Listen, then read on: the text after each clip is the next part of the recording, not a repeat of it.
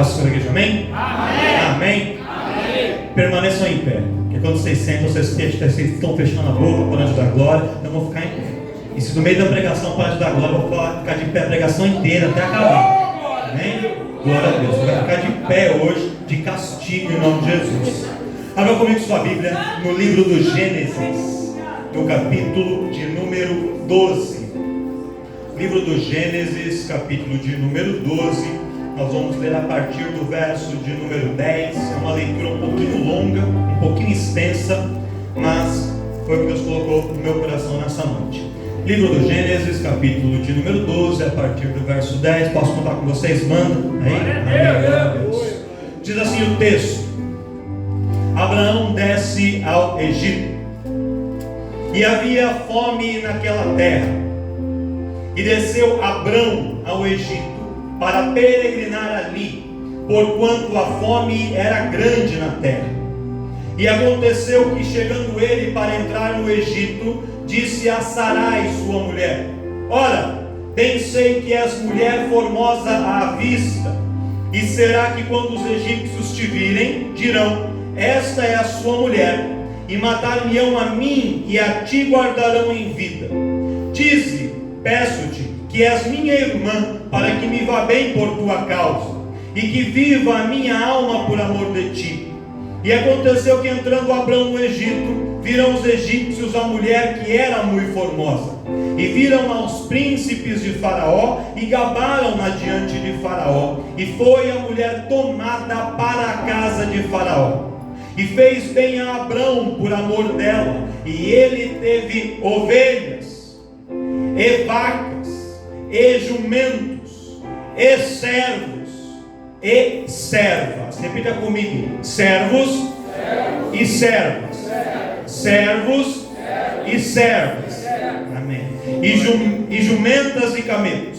Feriu, porém, o Senhor a Faraó com grandes pragas, e a sua casa, por causa da casa de Sarai, mulher de Abrão. Então chamou Faraó a Abrão e disse: Que é isto que me fizeste? Por que não me disseste que ela era tua mulher? Por que disseste: é minha irmã? De maneira que a houvera tomado por minha mulher. Agora, pois, eis aqui tua mulher, toma e vai-te daqui. E Faraó deu ordens aos seus varões a seu respeito, e acompanharam-no a ele e a sua mulher e a tudo o que tinha. Aí o capítulo 13, só o verso 1 que diz assim, verso 1 do capítulo 13. Subiu, pois, Abraão do Egito para a banda do sul, ele e a sua mulher, e tudo o que tinha, e com ele Ló. E você diz amém. Amém. Então o seu assento em nome de Jesus.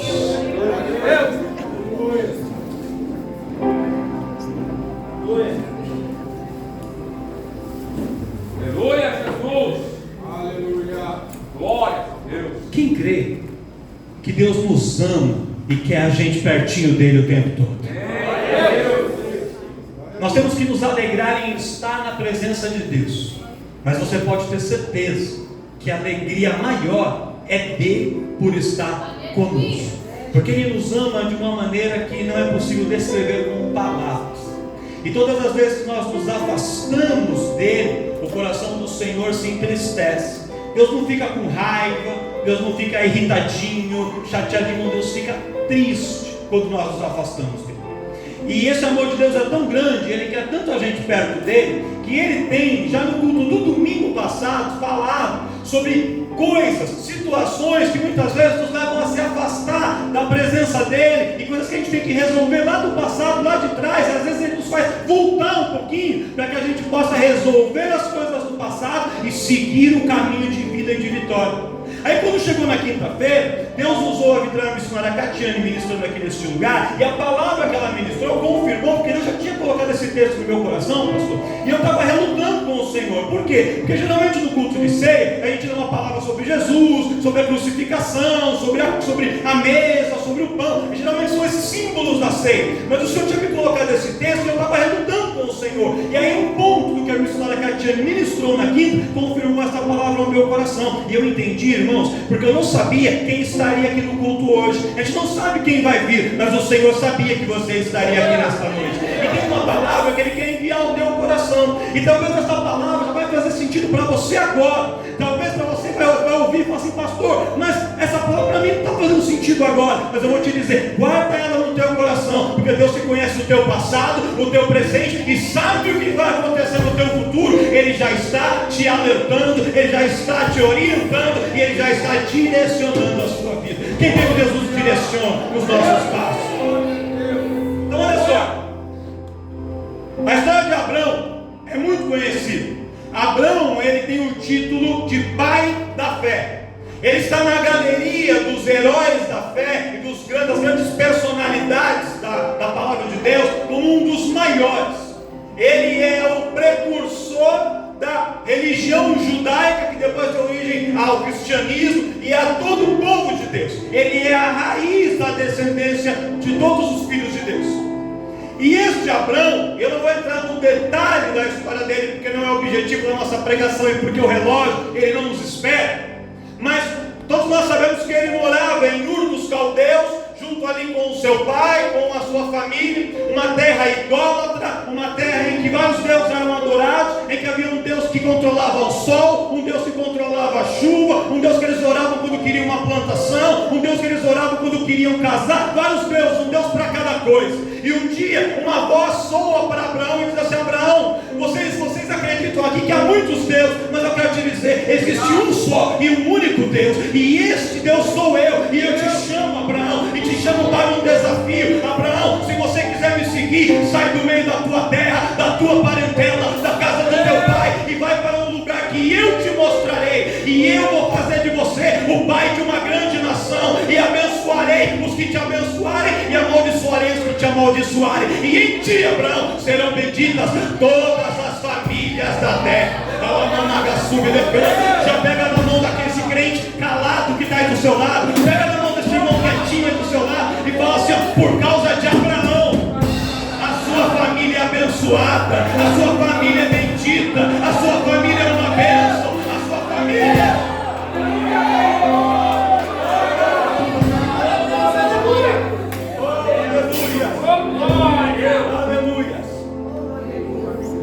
Às vezes tem pessoas que dizem que a sua família não serve para nada, mas já desde Abraão, desde Deus chamou Abraão, ele já disse que através dele seriam benditas todas as famílias da terra. A sua família é uma bênção em nome do Senhor Jesus. Você é daqui de posse dessa palavra.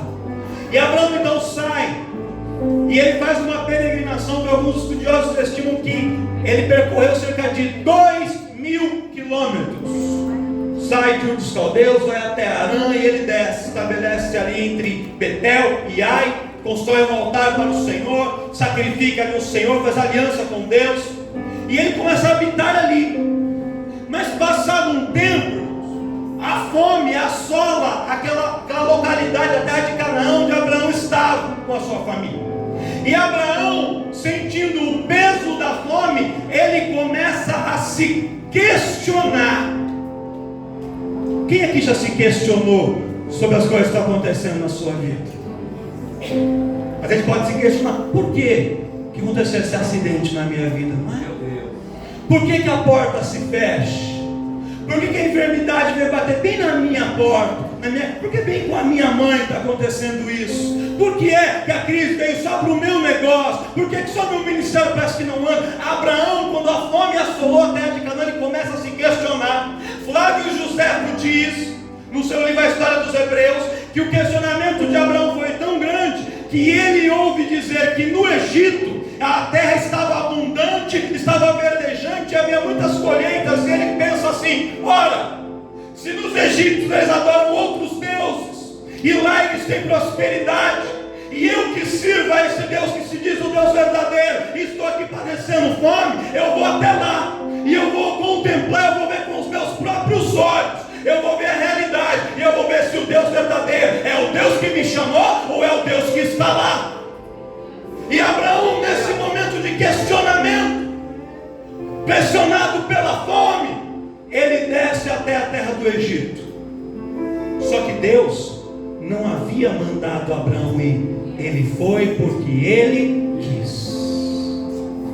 Olha para um crente e fala assim para ele: cuidado ao tomar decisões sem questionar a Deus, sem pedir autorização de Deus, sem saber se é isso que Deus quer, sem saber se é isso que Deus tem para a tua vida. Às vezes tem coisas que parecem boas, que parecem agradáveis, que parecem interessantes, mas a gente tem que saber se Deus está ou se Deus não está neste negócio.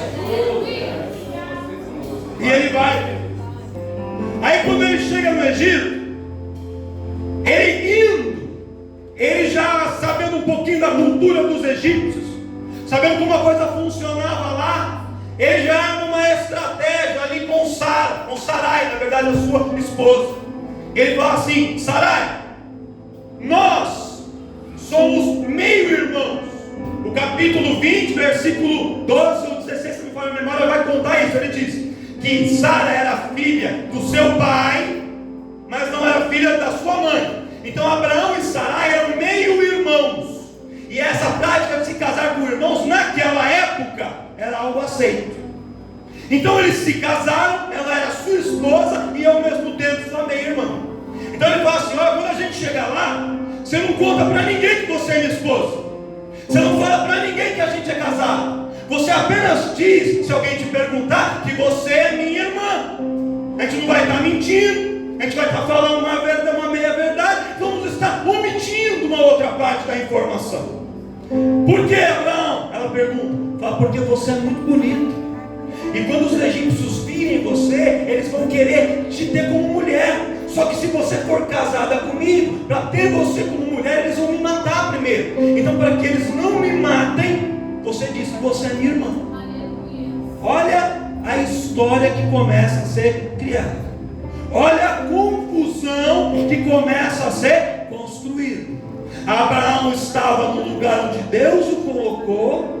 Vem o momento da prova. Abraão sente dúvida. A dúvida faz com que ele vá para fora da presença de Deus no Egito. E ao chegar lá, para justificar a presença dele lá, ele começa a inventar um monte de história. Sabe aquela pessoa que fala assim: ô fulano, vamos lá no barzinho? Aí ele fala assim: não, eu vou, tudo bem. Aí alguém fala assim: fulano, eu vi você no barzinho, você estava lá. Não, mas não tem problema, não é nada. Eu só estava lá, mas assim, não estava bebendo nada. Eu não estava dançando nada. Eu não fiquei com ninguém, eu só dei uma passadinha lá. Porque para justificar estar aonde não deveria estar, a gente tem que começar a inventar histórias. Ô fulano, eu vi você sozinha ali na casa com aquele rapaz, com aquele menino. Você estava viajando, você estava... Não é bem assim. Deixa eu te explicar. E quando a gente começa a querer explicar demais, é porque a gente estava onde não deveria estar, fazendo o que não deveria fazer, sabe que está errado e começa a criar explicações para justificar aquilo que não é justificado. Deus manda dizer assim para você nessa noite: guarda as tuas explicações e fica aonde eu te coloquei, porque quando você está aonde Deus te colocou, você não precisa explicar nada. Ele fala por você, Ele brada por você, Ele se manifesta por você e Ele justifica a tua vida. Eu sabia que eu já ia ter pouco, glória a Deus. Sabia. Eita Jesus! Agora! Fala aí. Coloca ele de pé. Coloca de pé. Aleluia! Presta atenção. Olha só. Ele começa a inventar as histórias. E aí os príncipes de Faraó vêm, acham ela de uma mulher muito bonita, e ela era. E falam ao Faraó: tem uma mulher que chegou aí que é maravilhosa. O Faraó fala: manda trazer. E aí levam Sarai para a casa de Faraó, para o palácio de Faraó. E ali ele decide tomá-la como esposa, achando que ela era irmã de Abraão apenas, não sabendo que ela era casada. Quando ele tenta tomá-la como esposa, a palavra do Senhor diz, nós lemos aqui, que uma grande peste abate o Egito. Na tradução original fala grandes chagas. O que os historiadores, os rabinos dizem? Que provavelmente os homens egípcios começaram a ter feridas, chagas pelo corpo, inclusive o próprio Faraó. E ele tinha tantas feridas pelo corpo que ele não conseguiu consumar o casamento com ela, porque ele não tinha condições físicas de fazer isso. Então ele casou-se com ela formalmente, pela lei egípcia, mas não conseguiu consumar o casamento, porque Deus estava preservando Sara por causa da mentira de Abraão. Só que por ter tomado Sara como sua esposa, o faraó paga para Abraão um dote. E o que é esse dote? Muito dinheiro. Ele deu a Abraão ouro, ele deu a Abraão prata, ele deu a Abraão bois, vacas, jumentos, camelos, todo tipo de animal de rebanho. E ele deu para Abraão servos e servas. Aleluia! E por que essa informação é importante? Porque dentro desse grupo de servos e servas haviam pastores do rebanho, porque o rebanho de Abraão era pequeno. E como o rebanho de Abraão cresceu muito, o faraó deu para ele homens que ajudassem ele a cuidar daquele rebanho, os pastores do novo rebanho de Abraão. E as servas, dentre essas servas havia uma em especial, e o seu nome era Agar. Agar aparece na história de Abraão e de Sara nesse momento. Se Abraão não tivesse ido para o Egito, não tinha Agar na história. Se Abraão não tivesse saído de onde Deus o colocou e ido até o Egito, não haveria Agar no meio da casa e da família dele. Mas aquele passeio de Abraão pelo Egito, saindo, dando um tempo, dando uns minutos fora da presença de Deus e indo onde Deus não mandou, fez com que Agar entrasse dentro da casa de Abraão. Aleluia! Aí como continua a história? Quando as chagas vêm sobre o corpo de Faraó, todos os homens do Egito, ele vai consultar os seus magos, astrónomos, saber o que está acontecendo. Aí os magos estão assim: olha, possivelmente isso é uma maldição dos deuses. E aí vão investigar e descobrem que Sara e Abraão eram casados. Contam para Faraó, ele manda chamar Abraão e fala: Abraão, por que você fez isso comigo? Por que você me ocultou essa informação? Se ela é tua mulher, então toma a tua mulher, pega os presentes, pega tudo que eu te dei, mas vai embora daqui, porque a sua presença aqui trouxe peste, trouxe destruição para o Egito. Vai embora com você e a sua mulher. Aí Abraão vai embora. Capítulo 13 que nós temos. Ele desce no meio do capítulo 12, versículo do capítulo 13 vai embora. Poucos meses, irmãos, pouco tempo. Vai embora. Levando seus animais, levando o ouro, levando a prata, levando os servos e levando as servas. Parece que está tudo bem. Sabe o que parece? Sabe aquela situação que você comete um deslize? Você comete um erro e parece que ninguém percebeu? Sabe quando você faz alguma coisa errada?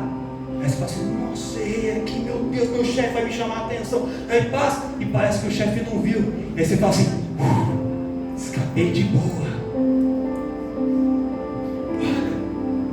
Faltei no culto 2 semanas, ninguém me mandou mensagem me cobrando, ninguém percebeu que eu não fui.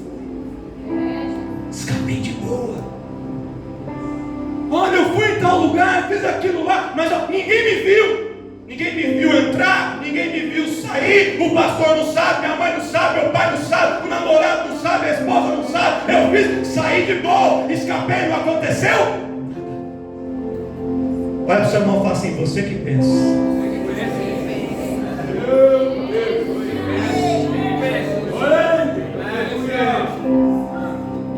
Quando a senhora Catiane pregou aqui na quinta-feira, ela falou que Sansão descendo pelo caminho, ele viu um leão morto, ele não podia tocar em cadáver, e ele viu um favo de mel, e ele foi lá e tocou no cadáver para pegar o favo de mel.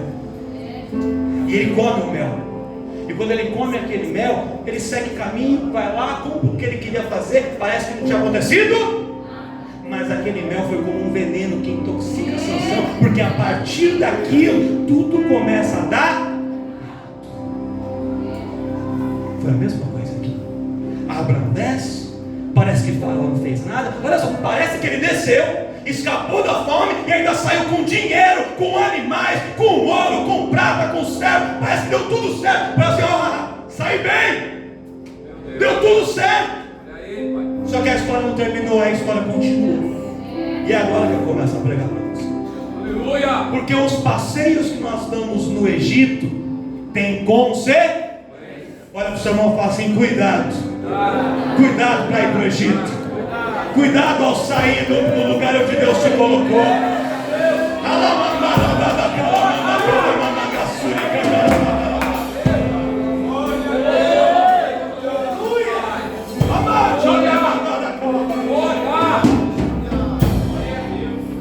Sabe quando você vai em restaurante assim? Aí você chega lá, dá uma comanda. Aí você chega no balcão da padaria e fala assim: eu quero essa coxinha aqui. Aí mostra o número da comanda. Eu quero mais um refrigerante aqui. Aí você mostra a comanda. Aí você sai, tudo que você está comendo, está tudo registrado na comanda. Você pode ficar lá 2 horas, 3 horas, 5 horas, comer. Vai no banheiro para esvaziar a calça de novo. Só que uma hora você vai ter que sair. E quando você passar no caixa, você vai apresentar a comanda. E aí tudo que você consumiu vai ter uma conta para pagar, irmão. E a gente quer comer, mas não quer pagar a conta. Na vida também é assim. E Abraão sofre 2 consequências. 2. Uma foi rápida, muito rápida. E a outra demorou um pouquinho mais. Quando Abraão vai embora do Egito, levando todos aqueles animais, conduzidos pelos pastores que ele havia conquistado lá, recebido de Faraó, ouro, prata. Ele chega nas campinas, solta os animais lá no campo. Você é muito animal para mim. Vou dividir com Ló, seu sobrinho que estava com ele. E Ló fica com metade do rebanho e Abraão com a outra metade. E metade dos pastores ficam com Ló e outra metade fica com Abraão. Só que aqueles pastores não eram do povo de Abraão, eles eram do Egito. Traziam os costumes do Egito. E aí, por estarem ali sem querer estar, eram certos, estavam revoltados porque tinham sido tirados da sua terra, estavam num povo que eles não queriam, num lugar que eles não queriam. Aqueles homens revoltados começam uma confusão, e a Bíblia diz que houve contenda entre os pastores de Ló e os pastores de Abraão. E aí o que acontece? Ficou impossível Abraão e Ló permanecerem juntos, e a família teve que ser separada. Por quê? Por causa da contenda dos pastores de Abraão e dos pastores de Ló. Glória. Você pode não entender, mas às vezes uma passeada no Egito traz consequências que pode separar famílias, que pode afastar pais e filhos, irmãos e irmãs, esposos e esposas. Mas o Senhor nessa noite manda te dizer assim: eu estou te alertando, eu estou te dando aqui uma mensagem de alerta. Cuidado com as pressões, cuidado com os convites para ir para o Egito. A sua família está na minha presença, eu quero que continue na minha presença. Não arrisque acompanhando a sua família. Não deixe pastores do Egito entrar no meio da tua terra, no meio da tua casa. Cuidado, porque quando você vai para o Egito, você traz para dentro da tua casa e da tua convivência pessoas que não deveriam estar, mas você traz porque são consequências da estadia no Egito. Aleluia. A família, Ló vai para um lado e Abraão vai para outro. E a Bíblia é tão detalhista, a gente não pega esses detalhes, né? Se você ler, vou até achar o versículo aqui, nós vamos falar que o pastor está inventando coisas. A gente fala que ele inventa as coisas. Deus da glória. Capítulo 13, o verso 10. Olha só, põe o 13 e 10 aqui para nós. Vou mostrar para você. Eu já estou ensinando. Olha só. Abraão falou assim: Ló, não dá para a gente ficar junto. Escolhe para onde você quer ir, e você vai para o lado que você quiser e eu vou para o lado contrário. Olha o pensamento de Ló. Porque Abraão tinha levado Ló para o Egito. E levantou Ló os seus olhos e viu toda a campina do Jordão, que era toda bem regada, antes de o Senhor ter destruído Sodoma e Gomorra. E era como o jardim do Senhor, como a terra do... Ló saiu pensando que o Egito era um ótimo lugar, e ele não queria ter saído do Egito. E ele saiu do Egito, mas a visão do Egito, o desejo de estar no Egito, ficou no coração. Pastor, por que você está falando isso? Sabe quem era responsável por Ló? Era Abraão. E quando Abraão desce para o Egito, ele leva com ele aqueles que ele tinha sob sua responsabilidade. E este pensamento que estava no coração de Ló e na cabeça de Ló também era responsabilidade de Abraão. Para que você entenda uma coisa, meu irmão, minha irmã, as suas decisões não impactam só você, impactam outras pessoas. Quando você faz escolhas certas, você abençoa muitas pessoas, mas quando você faz escolhas erradas, você também prejudica muitas pessoas. Ló vai embora, deixa Abraão. E aí vem a segunda consequência. E eu vou ser bem breve aqui, para a gente finalizar e passar para a mesa do Senhor. Passam-se cerca de 8, 9 anos. Sara insiste em ter filho, não consegue. Abraão está ali com uma promessa sobre a sua vida, foi cantado sobre promessa de que ele seria pai de uma grande nação, mas não conseguia ter filhos. E aí Sara sente medo, pastor Inácio, de que Abraão a largasse e trouxesse outra mulher para ser a sua esposa principal. E aí ela fala assim: eu vou arrumar uma estratégia para que eu possa me manter na posição de esposa, mas Abraão possa ter um filho que será o cumprimento da promessa na vida dele. Ela fala: Abraão, deita-te com a minha escrava Agar. Quem era Agar, irmãos? Agar, segundo a tradição judaica, a tradição rabínica, ela era uma das filhas de Faraó. Ela era filha de uma das concubinas, de uma das muitas esposas. O Faraó podia ter várias esposas. Hoje o homem não pode ter várias esposas, pode ter uma só. Mas naquela época podia. E Faraó tinha muitas esposas. E com uma das suas esposas, das suas concubinas, ele tinha uma filha, ali Agar. Quando ele traz Sara para sua casa, ele se encanta tanto com Sara, que ele dá Agar para ser serva, para ser assistente particular de Sara. E Agar vai morar com eles, e quando eles vão embora, Agar vai junto. E Agar então era de uma linhagem real. Ela tinha um sangue nobre e o orgulho de alguém que é nobre. Uma moça bonita, de boa aparência, mas era egípcia. Ela não deveria estar, mas estava, porque Abraão foi para o Egito e Agar veio junto com ele. E todos sabemos como termina a história. Abraão se deita com Agar, nasce Ismael. Depois Deus cumpre a promessa na vida de Sara e Abraão, nasce Isaac. Ismael é mandado embora com Agar pelo deserto. E o resultado dessa história nós vemos até hoje. Essa guerra que vocês veem na televisão de Israel, Palestina, os árabes e os judeus, toda essa guerra tem origem aqui. Ismael é o pai dos árabes e Isaac é o pai dos judeus. Esses dois povos que até hoje contendem teve origem aqui. E Deus me trouxe essa palavra, e eu sei que é uma palavra dura, mas eu senti muito de trazer essa palavra para você. Sabe por quê, irmãos? Porque eu já falei isso no culto passado, e repeti isso na quinta, eu vou repetir de novo. Talvez, se Deus me permitir, vai ser a última vez que eu vou falar isso para vocês, nesse ano pelo menos. Mas é que a gente já tem um pouco de vivência, pastor, nesse negócio. E eu estou cansado de ver, todo ano, quando vai chegando no final do ano, a igreja vai se dispersando. Muitos deixam de vir e outros até vêm. Só que só vem com a cara, o cabelo, as pernas, os braços. A cabeça está em outro lugar. O coração está em qualquer, não sei onde está, mas não está aqui. E muitas vezes quando não está aqui, pode estar em algum Egito por aí. Meu Deus! Tem gente que quando chega a época das férias, irmãos, ele tira férias, não é férias do trabalho, não é férias da escola, da faculdade, ele tira férias de Jesus. E ele sai, e acha que porque está no meio dos amigos no Réveillon, ele pode tomar uma champanhe, não tem problema. E ele pode ouvir as músicas e dançar, porque é só uma noite e não tem problema. Só que Deus manda dizer, às vezes um passeio curto no Egito tem consequências terríveis para a nossa vida, que a gente vai perceber muito tempo depois na frente.